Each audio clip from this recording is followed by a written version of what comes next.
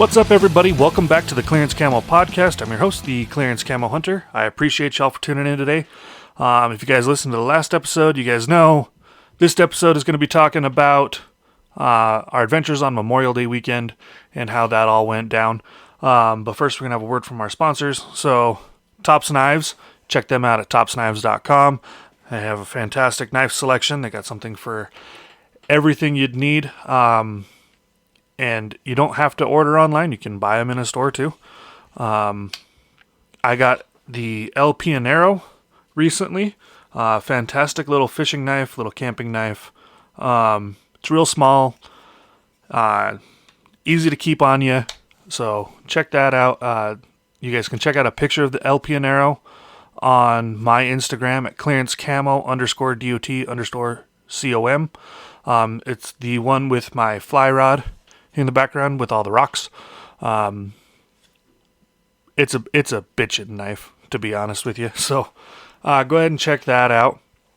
And then with it being camping season coming up, around here, Memorial Day kind of sparks that season. So if you guys need anything for that, they have a bunch of different knives. They have camp knives. They have some kitchen knives, hunting knives, fishing knives. They've got something for you over there. So check that out. And then also check out Blackbeard Firestarter. They have these awesome, they're fire starters, but they have different kits that you can buy. If you want just the fire starter itself, you can go for that. You can go to blackbeardfire.com/camo. Or if you use the coupon code CAMO at checkout, you can get 10% off of any product. So, yeah, go ahead and check that out. Check out their Instagram too. They have some pretty decent videos showing you how well it works. So go ahead and check that. And then let's go ahead and jump into today's episode. So like I said, today we're going to talk about Memorial Day weekend. First of all, I do want to stress that Memorial Day weekend is not about camping.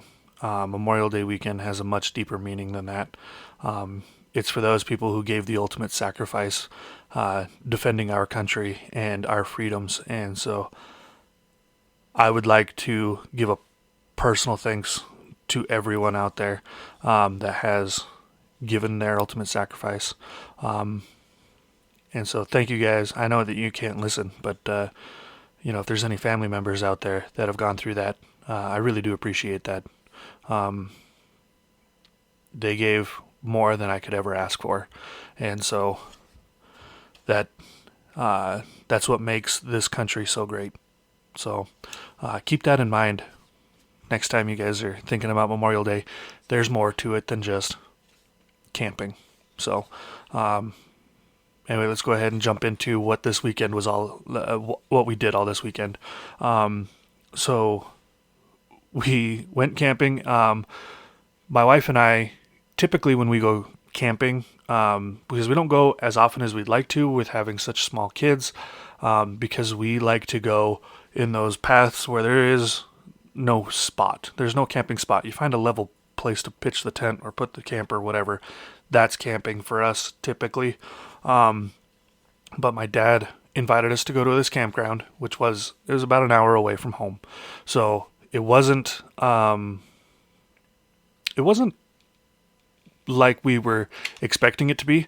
I got to admit that this campground, it was Indian Springs, just outside of American Falls in Idaho. It was a pretty nice campground. I got to say that. It was awesome. They had a swimming pool, they had horseshoes, they had cornhole, they had a playground for kids, a little creek that ran through, they had a koi pond. I mean, it was pretty decent. And then, like I said, it's right outside of American Falls, so you can go to American Falls Reservoir and go fishing. But for this camping trip, we didn't make it down Friday night. We went up Saturday morning, got there, got everything set up, and they had a ton of room for us to pitch our tent. And we were in an 8-man tent. And this was actually the first time we've used this tent. It was a wedding gift from my aunt. And we set this tent up, and I gotta say, that thing was roomy. Yeah, if you guys are looking for a roomy tent, the Coleman Red Rock 8-person tent. That thing was roomy. Not sponsored by Coleman, but that was a roomy tent, I'll tell you what. So if you guys do that though, I recommend getting a bigger air mattress than what I had. I had a queen size air mattress. Could have gone a little bit bigger. With my wife being pregnant, 28 weeks pregnant, she's got the baby bump going, and then I'm not a small guy myself, so the queen size bed was a little tough. And then also with our kids, we had our son in, he was kind of in an enclosed little area. That did not last long. He figured out how to get out of there. So the first night he ended up sleeping with us, and that was miserable. Because when he senses anyone near him, he just starts kicking and flailing. It's like mosh pit baby. So that first night was a little rough. But that tent definitely had room for all of us to fit in there. I could have easily fit a king size air mattress and 2 queens in that tent. So there definitely would have been enough room for everybody in there. Also has room for cots. It's really roomy in there, so I could stand up in there. So it was nice.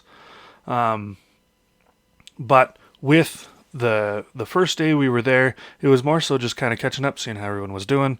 And we had tacos for dinner that night, and they were dang good tacos, I gotta tell you. It was nice to have some taco meat while we were there. I love tacos, so camp tacos are delicious. But the next day we were gonna go fishing, and so we woke up. I was in charge of breakfast that day, so we did what our family calls a mountain man breakfast. So it's sausage, egg, bacon, and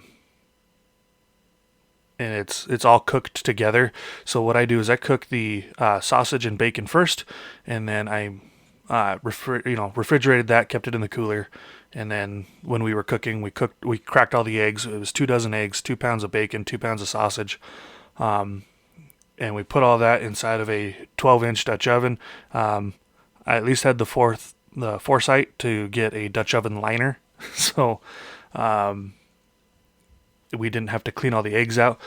We'd use my dad's Dutch oven, which is an aluminum Dutch oven, and those things are awesome. Just so you guys know, if you ever get the opportunity to get an aluminum Dutch oven, grab one.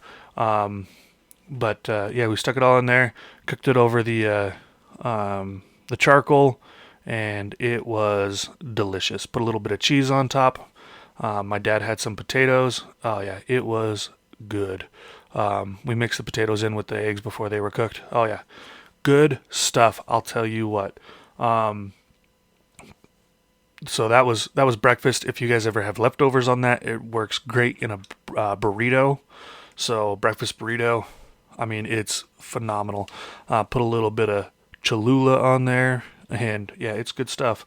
So anyway, so we had breakfast, kind of got everything loaded up, and we decided we were going to go fishing. I had called a store close by and asked them where was a good place to take kids to go fishing, and they told me to go to this place called Seagull Bay.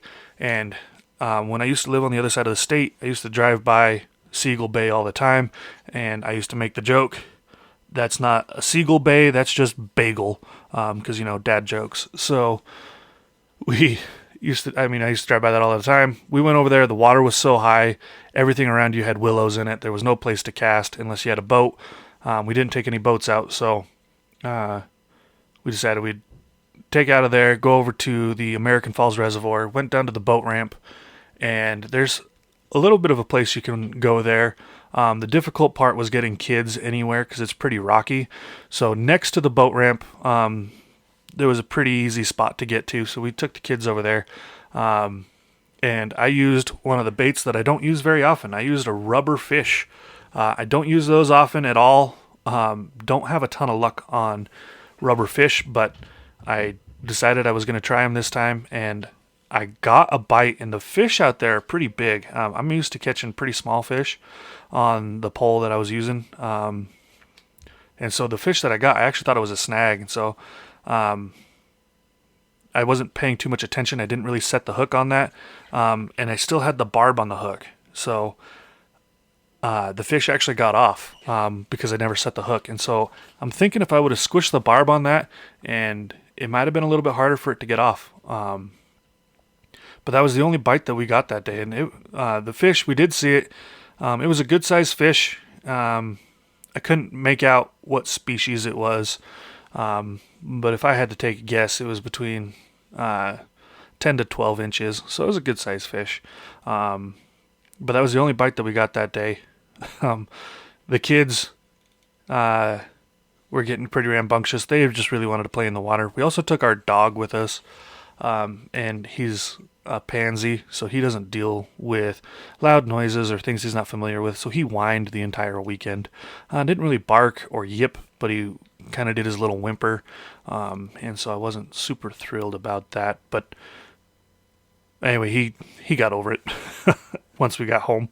But we let him play in the water with the kids. We only let the kids go about halfway between their ankle and their knee deep, so this way they weren't, going too far into the water. But it was a good time to go out and go fishing. The one bite kept us hopeful because that was one of the first things. There was a group of people a little bit away from us. They caught a decent fish right before that, so we were pretty hopeful that the fish were biting. But that was the only bite that we got all day. So once the kids started getting fussy, we decided we would head home. My son was pretty fussy. He slept a lot while we were camping. So poor little guy.